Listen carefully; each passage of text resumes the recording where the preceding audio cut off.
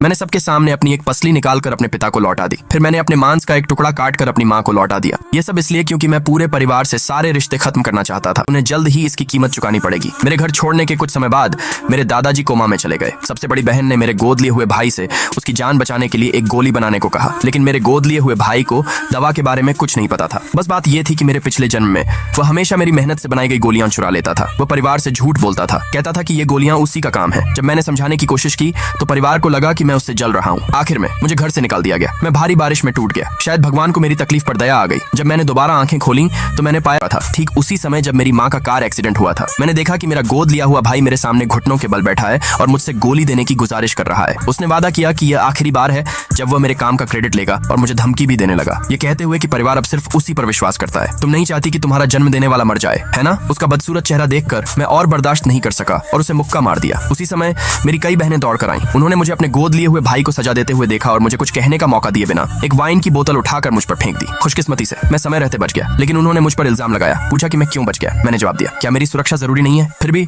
उन्होंने मुझ पर आरोप लगाया कि मैंने कभी परिवार की मदद नहीं की।